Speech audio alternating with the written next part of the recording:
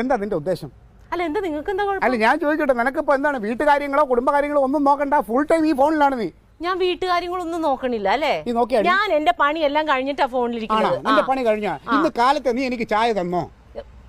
കാലത്ത് ചായ തന്നെങ്കിൽ ചായ എടുത്തപ്പോഴത്തേനും നിങ്ങൾ എന്തിനാ ദേഷ്യപ്പെട്ടു പോയത്? ഞാൻ ദേഷ്യപ്പെട്ടു പോയതാണ്, അല്ല നീ സമയത്ത് ചായ തരാത്തല്ല. ഒരു 10 മിനിറ്റ് ചായ കുടിക്കാൻ താമസം എന്ന് പറഞ്ഞാൽ ആരും ചത്തൊന്നും പോയിട്ടില്ല. ഓ അത് ശരി. അപ്പൊ അതാണ്. അപ്പൊ നിനക്ക് നേരം എടുത്ത ഉടനെ ഫോൺ കയ്യിലില്ലെങ്കിൽ പറ്റൂലേ? നിനക്ക് എന്താ വിറയലുണ്ടാവോ? അല്ല എന്താ സൂക്കേട് നിനക്ക്? ഞാൻ ഒരു കാര്യം പറയാം, ഇത് മര്യാദയ്ക്ക് വാട്സാപ്പ് മുമ്പ് അവസാനിപ്പിച്ചോളൂ. എനിക്ക് മനസ്സില്ല, നിങ്ങൾ കുറെ നാൾ ഫോൺ കൊണ്ടുവന്നിരുന്നപ്പോ ഞാനൊന്നും പറഞ്ഞു. ഞാൻ ഫോൺ കൊണ്ടുവരണമെങ്കിൽ അതിൻ്റെതായ കാര്യങ്ങളുണ്ട്, ആവശ്യമുള്ള കാര്യത്തിന് ഉപയോഗിക്കണം.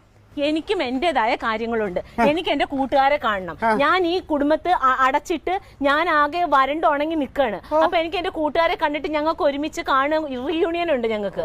അപ്പൊ അതൊന്നും അങ്ങനെ ഇല്ലാതിരിക്കാനൊന്നും പറ്റുന്നില്ല. ഞാൻ ഇനി അഡ്മിനും ആവും. അതിന്റെ കുറവുകൂടെ ഉള്ളൂ. അപ്പൊ നീ